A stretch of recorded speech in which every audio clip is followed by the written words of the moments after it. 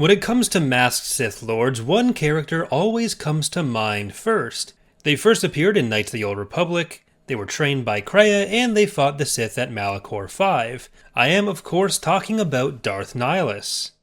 Darths Nihilus, Kreia, and Sion were an incredibly powerful Sith triumvirate, and were very nearly successful in wiping out the Jedi during the First Jedi Purge, in the aftermath of the Mandalorian and Jedi Civil Wars, something for which they don't tend to get enough credit in the all-time Sith Lord rankings, but that's not what we're going to be focusing on today. Instead, we're talking about the fate of Nihilus after the events of Knights of the Old Republic 2, but first some background on how Nihilus became who he was. Nihilus had been present at the final battle of the Mandalorian Wars, Malachor V, where the Republic forces used a superweapon called the Mass Shadow Generator, killing almost everyone present at the planet and creating a wound in the Force.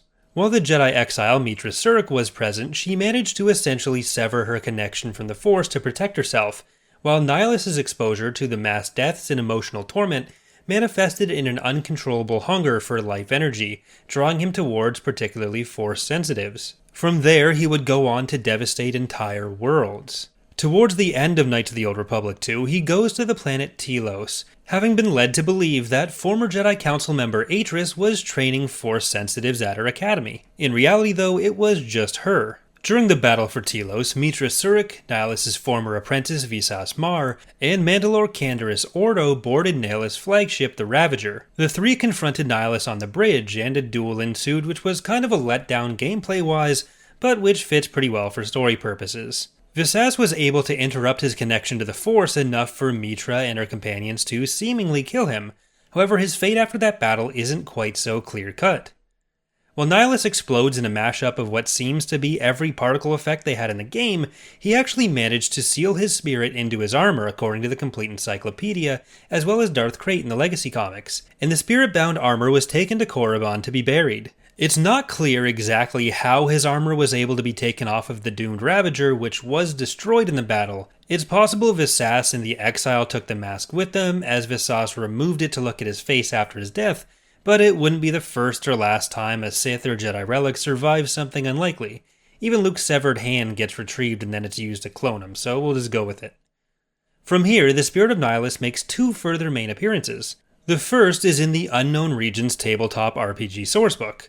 It's been a while since I've done a topic like this on the channel, but tabletop RPG sourcebooks are unironically one of the best sources for lore out there. They're of course intended for game purposes, but they're also the source for a lot of ships, characters, events, and organizations which get used or referenced throughout other novels.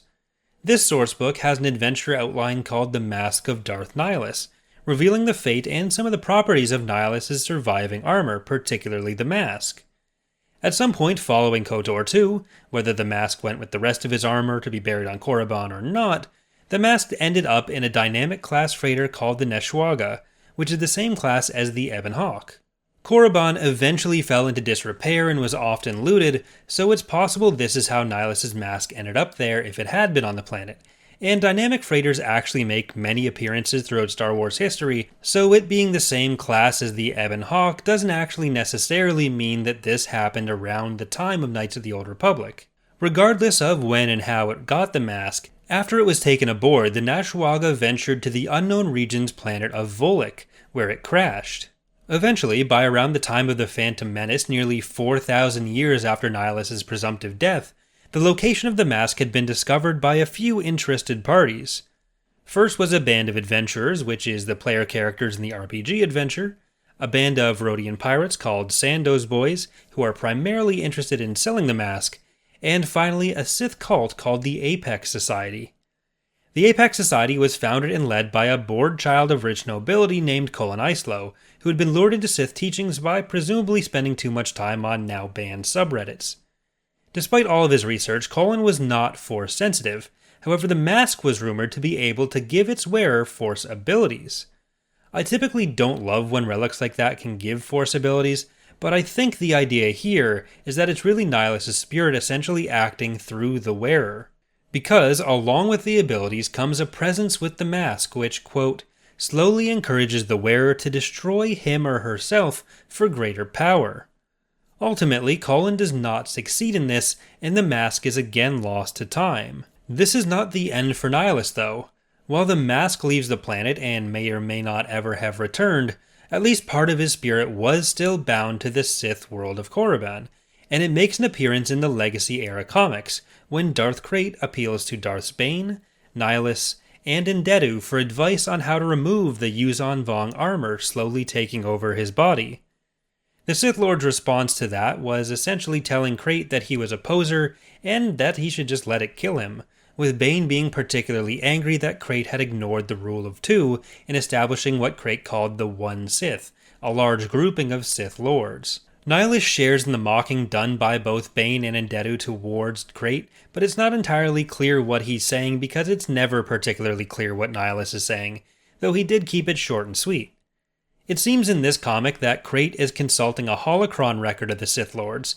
However, the complete encyclopedia is pretty explicit that Krayt is actually communing with the spirits, not just a holocron record, and even if that weren't the intention of the comic authors, this is where Krayt explicitly references that Nihilus was able to bind his spirit to his armor, so he was still out there somewhere.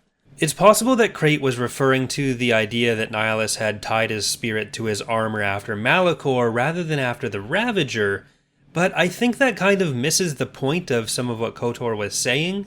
They made a pretty big point of Visas removing the mask and what was left being just a man. It wasn't just a spirit in armor. He did have a body at least up till that point. So in my opinion, while that does seem to be a relatively common interpretation of Nihilus and KOTOR 2, I don't think it's an accurate one.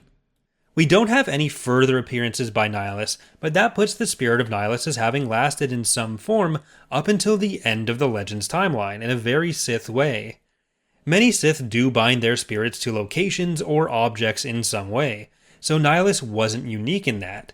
Exar Kun and Marka Ragnos are two other examples of Sith who had essentially stuck around in that form for thousands of years, only to be destroyed by students at Luke Skywalker's academies in those cases, a fate that Nihilus seems to have at least avoided. But all of these stories make it pretty clear that this form of latching onto life, as the Sith so often do, is both very different and very inferior to the forms projected by those Jedi like Yoda, Obi-Wan, Qui-Gon, and even Anakin Skywalker, who did not fight death and instead became one with the Force willingly. Either way, that's going to do it for today. I've recently come around to thinking Nihilus was my favorite Sith Lord, so I thought it would be fun to do this video as well as a clip on the Clips channel covering this topic, so I hope you've enjoyed it. If so, consider leaving a like or subscribing for more. Both of those really do help the channel grow. As we get closer to the KOTOR remake, there's some more topics in the era that I want to cover as well, so if there's anything else in particular you'd like to see me cover on the channel, let me know in the comments. Thanks for watching, and I hope to see you next time.